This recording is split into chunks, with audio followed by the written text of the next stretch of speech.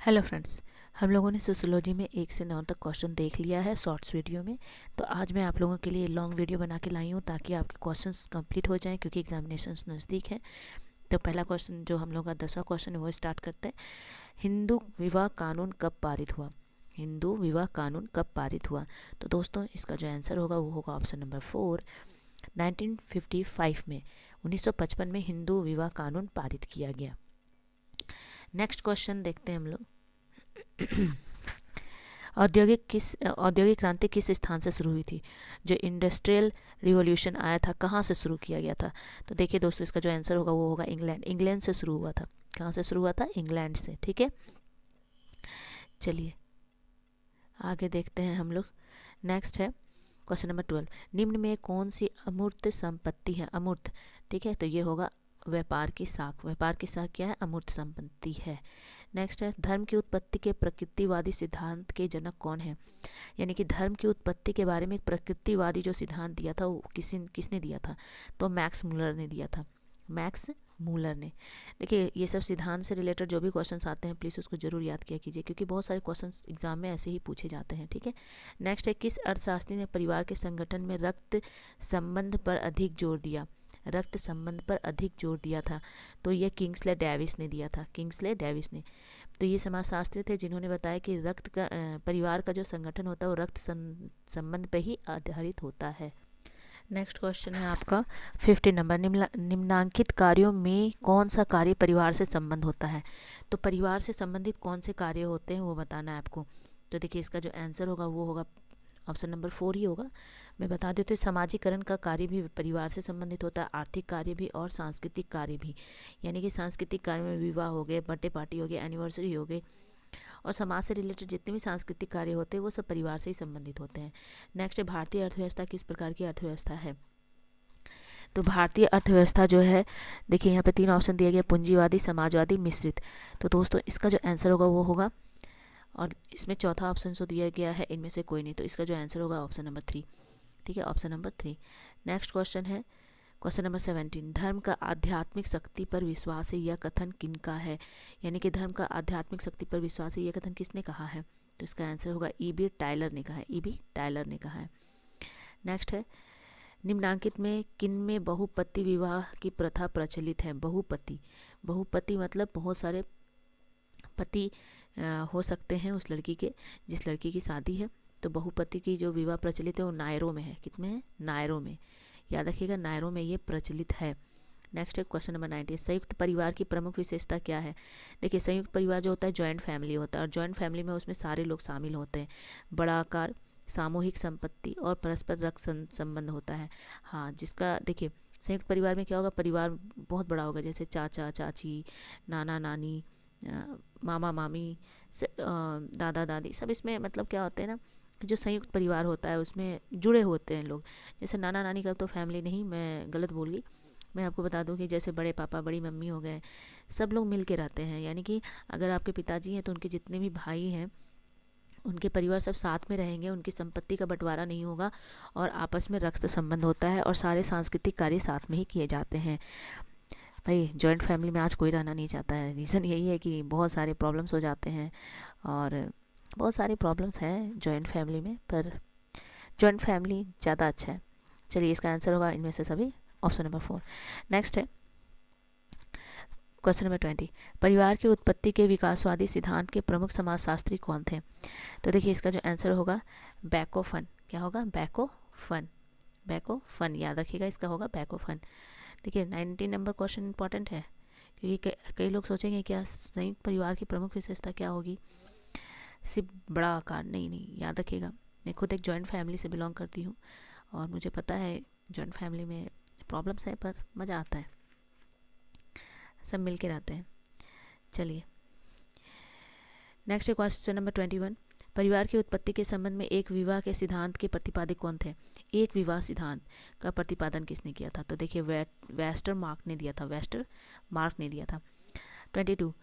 राज्य मनुष्य का एक ऐसा प्रभुत्व संपन्न राजनीतिक संगठन है जो सुनिश्चित भूभाग में स्थित हो। राज्य की यह परिभाषा किसने दी है? तो देखिए ये जो परिभाषा दिया है, ये परिभाषा दिया है किसने? ऑप्शन नंबर 1 गिलिन और गिलिन ने, गिलिन एवं गिलिन ने दिया है। ठीक है। नेक्स्ट क्वेश्चन नंबर 23, राज्य की उत्पत्ति के आनुवांशिक सिद्धांत के समर्थक कौन है? यानी कि राज्य की जो उत्पत्ति हुई है वो आनुवांशिक सिद्धांत के आधार पर हुई है। इसका सिद्धांत का जो समर्थक है वो लीकॉक ने दिया है। नेक्स्ट क्वेश्चन नंबर 24, राज्य की उत्पत्ति के सामाजिक समझौते के सिद्धांत के प्रवर्तक कौन है? तो राज्य के उत्पत्ति के सामाजिक समझौते का सिद्धांत, ये याद रखिए, सामाजिक समझौते का सिद्धांत। तो देखिए इसका जो आंसर होगा सभी होगा, हॉब्स, लॉक, रूसो, सब ने दिया है ये सिद्धांत। ठीक है। चलिए नेक्स्ट क्वेश्चन में आते हैं। क्वेश्चन नंबर 25, सत्ता एक संस्थापक शक्ति है, सत्ता एक संस्थापक शक्ति है, किसका कथन है? देखिए इसका जो आंसर होगा max weber. Next question number 26, निम्न में कौन सी राजनीतिक प्रणाली विश्व के अधिकांश देशों में स्थापित है? कौन सी प्रणाली विश्व के अधिकतर देशों ने अभी अपना लिया है? देखिए यह लोकतंत्र, डेमोक्रेसी याद रखिएगा, डेमोक्रेसी। हमारा देश भी लोकतंत्र पर आधारित है, भारत। क्वेश्चन नंबर 27, मैकाइवर तथा पेज के अनुसार परिवार का कौन सा लक्षण सही नहीं है? मैकाइवर और पेज ने एक बताया है कि परिवार का एक लक्षण सही नहीं है, तो वह है विस्तृत आकार। यानी कि जो परिवार का आकार अगर बहुत बड़ा होता है तो वो सही नहीं होता है। सही भी है क्योंकि बड़े फैमिली में तो बहुत सारे प्रॉब्लम्स होते हैं। चलिए 28, किसने कहा है कि धर्म विश्वासों की एक बद्धता है और इसमें पवित्र वस्तुओं से संबंधित क्रियाएं होती हैं? तो देखिए 28 का जो आंसर होगा वो होगा दुखरिम। ठीक है। चलिए नेक्स्ट क्वेश्चन में आते हैं। 29, किन के शब्दों में परिवार लगभग एक स्थायी समिति है? मतलब किन्होंने कहा है कि परिवार एक स्थायी समिति है? तो देखिए इसका जो आंसर होगा ऑगबर्न और निमकॉफ के, याद रखिएगा, ऑगबर्न और निमकॉफ के अनुसार। ठीक है। नेक्स्ट क्वेश्चन नंबर 30, प्रजातंत्र की विशेषता क्या है? प्रजातंत्र की विशेषता क्या है? तो यहाँ पे प्रजातंत्र की विशेषता ये तीनों होंगे, सार्वभौमिक मताधिकार, ठीक है, उसके बाद है कानून की दृष्टि में समानता, इक्वलिटी, प्रेम की स्वतंत्रता, फ्रीडम। चलिए इसमें से हो जाएगा चारों। उसके बाद आता है 31, कौन से समाजशास्त्री ने परिवार को एक सीमित समिति के अतिरिक्त एक संस्था भी कहा है? कौन थे समाजशास्त्री जिन्होंने परिवार को एक समिति के अतिरिक्त एक संस्था भी कह दिया है? तो देखिए मैकाइवर ने कहा है, मैकाइवर और पेज ने कहा है। सही बात है, परिवार एक संस्था ही होती है जहाँ सभी कार्य किए जाते हैं। चलिए सभी प्रकार के कार्य मतलब आर्थिक कार्य, सांस्कृतिक कार्य, सामाजिक कार्य, तो एक संस्था ही तो है। उसके बाद 32, पितृवंशीय परिवार के वर्गीकरण का निम्नलिखित में कौन सा आधार है? बताना है कि पितृवंशीय अगर परिवार की बात करें तो उसमें कौन सा आधार है? तो देखिए वंश का आधार, पितृत्मक जो सत्ता है, पितृवंश की बात करें तो उसमें वंश का आधार होता है, यानी कि पिता के बाद उसका बेटा, बेटा के बाद उसका बेटा, इस तरह से। 33 है, जादू का आधार अलौकिक शक्ति है जबकि विज्ञान का आधार क्या है? तो देखिए जादू का आधार अगर अलौकिक शक्ति माना जाता है, यानी कि अगर किसी को मैजिक आता है तो वो माना जाता है कि सुप्रीम पावर है उसके पास। चलिए तो विज्ञान का आधार क्या है? भौतिक शक्ति है, याद रखिएगा इसका क्या होगा? भौतिक शक्ति, ऑप्शन नंबर 3। क्वेश्चन नंबर 34, एक आदिम सामाजिक संस्था के रूप में टोटमवाद के महत्व को सर्वप्रथम किसने स्वीकार किया? टोटमवाद को, देखिए टोटमवाद का महत्व, ठीक है, याद रखिएगा, इसको एक्सेप्ट किया था मैकलिनन ने, ठीक है। नेक्स्ट क्वेश्चन नंबर 35, जब तक विज्ञान का विस्तार होता रहेगा तब तक विज्ञान और धर्म के बीच संघर्ष चलता रहेगा। मतलब जब तक विज्ञान का विस्तार होगा, विज्ञान प्रोग्रेस करेगा, तब तक क्या होगा? विज्ञान और धर्म के बीच हमेशा एक संघर्ष चलता रहेगा। ये किसने कहा था? तो देखिए दोस्तों इसका जो आंसर होगा किंग्सले डेविस ने कहा था। किसने कहा था? Kingsley Davis, option number 1। Next question है क्वेश्चन नंबर 36, भारत में सर्व शिक्षा अभियान कब शुरू किया गया? मोस्ट इंपॉर्टेंट क्वेश्चन है ये, भारत में सर्व शिक्षा अभियान कब शुरू किया गया? तो देखिए इसका आंसर जो होगा सन 2001 में स्टार्ट किया गया। नेक्स्ट क्वेश्चन है 37, राष्ट्रीय शिक्षा नीति कब पारित हुई? राष्ट्रीय शिक्षा नीति, नेशनल एजुकेशन पॉलिसी कब पारित की गई थी? तो इसका आंसर है फोन नंबर 1985। नेक्स्ट है राष्ट्रीय शिक्षा नीति कब लागू की गई? पारित तो हुई आपकी 1985 में, पर लागू कब किया गया? तो 1 साल बाद लागू किया गया था, ये हो जाएगा 1986 में, ठीक है। नेक्स्ट है धर्म सामाजिक कार्य और जादू भी है। धर्म जो है ना एक सामाजिक कार्य, जादू भी है, तो इसका आंसर क्या होगा दोस्तों? इसका होगा व्यक्तिगत कार्य। किस तरह का है जादू? ये किस तरह का सामाजिक कार्य है और किस तरह का जादू है? तो व्यक्तिगत कार्य। नेक्स्ट है शिक्षा मनुष्य की समस्त सहज शक्तियों का स्वाभाविक सामंजस्य युक्त और प्रगतिशील विकास है। यह कथन किसका है? किसने कहा है ये? तो ये कहा है पैस्टालोजी ने कहा है। नेक्स्ट है वर्ष 2011 की जनगणना के अनुसार भारत में साक्षरता का प्रतिशत कितना था? हाँ, याद रखिएगा, जब भारत में 2011 में जनगणना हुई थी तो उसका जो आंसर होगा आपका 74.04। और फिर हमारा न्यू जनगणना रिपोर्ट आने वाला है 2022 तक में प्रकाशित हो जाएगा। देखिए, पर ऐसा है कि इस बार लड़कियों की संख्या लड़कों से ज़्यादा आंकी गई है। ठीक है, 1000 लड़कों पर। नेक्स्ट है 42 किस सामाजिक हाँ, ये भी बात सही है कि सही बात है, हमारे देश में लड़कियों की संख्या अधिक है और होनी भी चाहिए, क्योंकि हम कह सकते हैं कि हमारे देश में लड़कियों की संख्या बहुत कम है, कुछ राज्यों में तो बहुत कम है।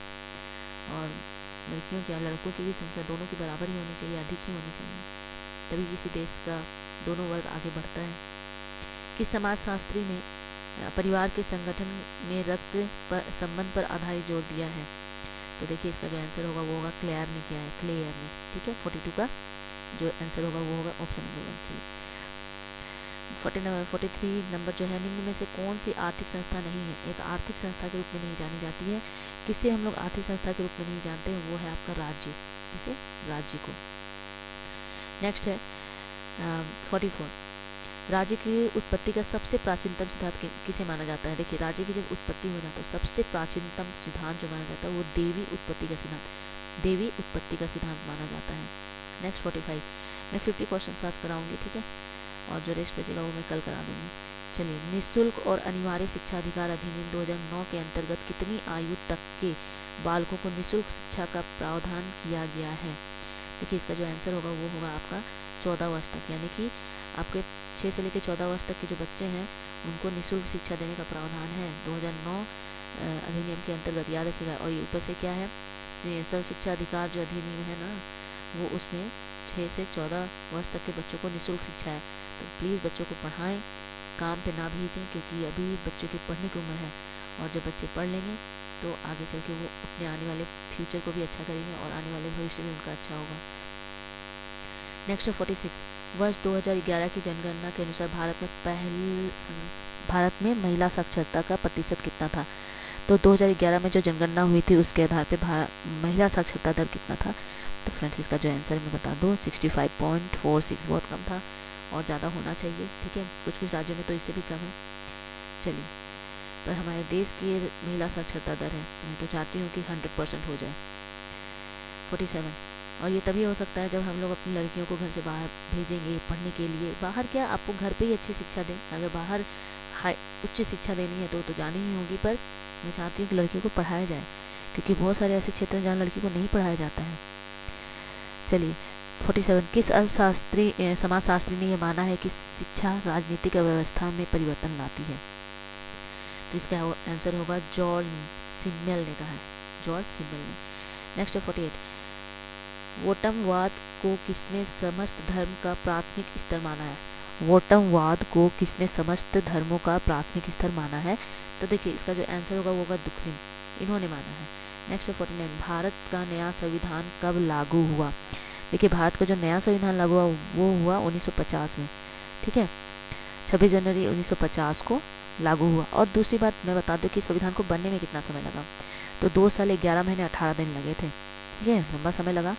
और ये हमारा संविधान है, जिसे इंग्लिश में कॉन्स्टिट्यूशन बोला जाता है, कॉन्स्टिट्यूशन। चलिए, आज का अंतिम सवाल मैं बता दूं कि भारत में शांति निकेतन की स्थापना कहाँ की गई है? ठीक है, सॉरी, किसने की है? शांति निकेतन की स्थापना किसने की है? बहुत ही फेमस जगह है और बहुत ही अच्छी जगह है, जरूर जाएं, घूम कर आएँ आप लोग। इसका आंसर होगा रविंद्रनाथ टैगोर ने की थी, रविंद्रनाथ टैगोर ने की थी। आई होप फ्रेंड्स आपको ये वीडियो पसंद आएगा, और अगर पसंद आता है तो प्लीज़ मेरे चैनल को आप लोग सब्सक्राइब करें। देखिए, मेरी एक ही कोशिश है कि मैं आप लोगों को मदद कर पाऊँ, और जो भी स्टूडेंट्स हैं या जो भी मेरे दोस्त हैं उन्हें अच्छा सा एक आइडिया मिल जाए कि एग्ज़ाम्स में कैसे क्वेश्चंस आते हैं। ठीक है, तो मेरी गुजारिश है कि आप लोग इसका नोट्स ज़रूर बनाएं और बुक्स ज़रूर रीडिंग करें। Thank you and bye, have a good day.